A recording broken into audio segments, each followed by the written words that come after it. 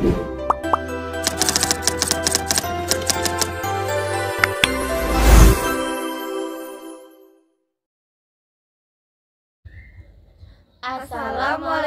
warahmatullahi wabarakatuh. Di sini kami dari kelompok 2 akan menjelaskan tentang materi peradaban Tiongkok kuno. Sebelumnya, perkenalkan nama saya Alikna Ikrab Karin, absen 6. Saya Safiana Darasita, nomor absen 31. Saya Rahma Putri Karisa, nomor absen 28. Saya Adela Cica Maisi Bibriona. Perkenalkan, nama saya Cibidwi Karisma dari absen 16.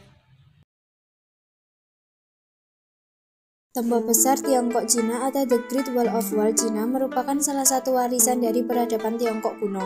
Pada awalnya, tembok besar Tiongkok dibangun untuk menahan serangan bangsa Mongol. Peradaban Tiongkok kuno merupakan salah satu peradaban besar di dunia. Peradaban tertua bangsa Tiongkok terletak di lembah Sungai Huanghe atau Sungai Kuning. Disebut Sungai Kuning karena membawa lumpur kuning sepanjang alirannya.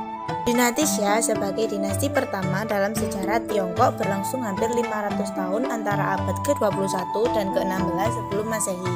Pendiri dinasti Xia adalah Dayu sebagai tokoh pahlawan yang berlangsung menjinakkan banjir dan memberi ketentraman kepada rakyat. Pada masa akhir dinasti Xia terjadi kekacauan politik dalam keluarga kerajaan Xia dan kontradiksi kelas semakin meruncing. Pada saat itulah salah satu negara kepangeran bernama Shang mengambil kesempatan untuk menyerang pasukan Kaisar Xiaojie dan akhirnya berhasil mengalahkannya. Xiaojie kemudian meninggal dalam perjalanan pelariannya di Nanzhao dan selesailah sejarah dinasti Xia.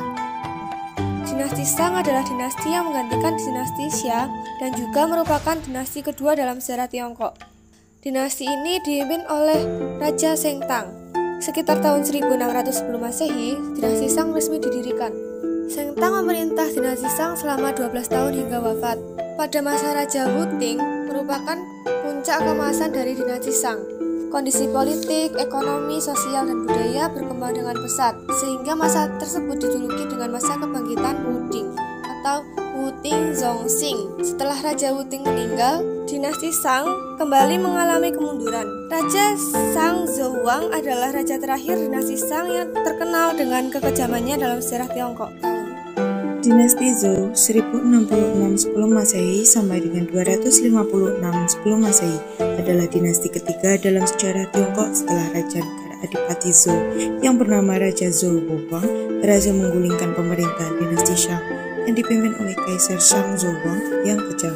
Dalam sejarah, dinasti Zhou dibagi menjadi dua era, yaitu era dinasti Zhou Barat Shizhou 1066 sebelum Masehi sampai dengan 771 sebelum Masehi, dan era dinasti Zhou Timur Dongzhou 770 sebelum Masehi sampai dengan 256 sebelum Masehi. Dinasti Zhou berakhir dengan sebuah perpecahan antara negara adipati yang kemudian dalam sejarah Tiongkok disebut dengan istilah zaman negara berperang dan zaman musim semi dan gugur Chunshu. Yang keempat ada dinasti Qin. Dinasti Qin didirikan oleh Shi Huangdi di bawah pemerintahan Shi Huangdi. Tiongkok menjadi sebuah negara kesatuan yang diperintahkan oleh seorang raja. Kaisar Shi Huangdi digantikan oleh Shi Huangdi. Pada pemerintahan Shi Huangdi terjadi beberapa pemberontakan. Akhirnya dinasti Qin runtuh. Setelah itu muncullah dinasti Han. Yang kelima adalah dinasti Han.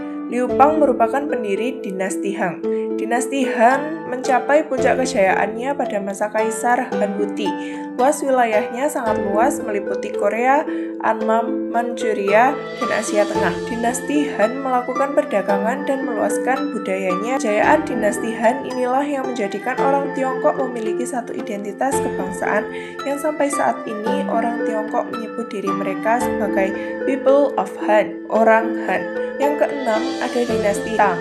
Dinasti Tang didirikan oleh Li Xinmin yang terkenal dengan nama Tang Taisung. Ia memperluas kekuasaannya ke luar Tiongkok seperti Tonkin, Annam, dan Kamboja. Di bawah kekuasaan Tang Taisung, dinasti Tang mengalami masa kejayaannya. Pada masa dinasti Tang, kebudayaan dan kesenian berkembang pesat.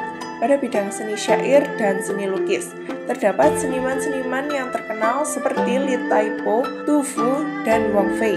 Pada saat itu, agama Nasrani mulai masuk ke Tiongkok pada masa dinasti Tang melalui Asia Tengah. Dinasti ini mengalami keruntuhan pada abad ke-10 Masehi. Yang ketujuh adalah dinasti Yuan. Dinasti Yuan merupakan dinasti pertama yang didirikan oleh suku minoritas, yaitu suku Mongol, dan juga merupakan satu-satunya dinasti dalam sejarah Tiongkok yang memiliki wilayah kekuasaan terbesar.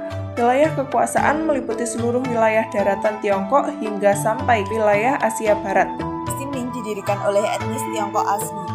Chu Yuanchang sebagai pendiri dinasti Ming berasal dari rakyat biasa. Dinasti Ming mencapai puncak kejayaan pada masa Kaisar Yan Wang dengan gelar Ming Chengsu 1403 hingga 1424 Masehi, dan ia lebih dikenal dengan nama Yongle.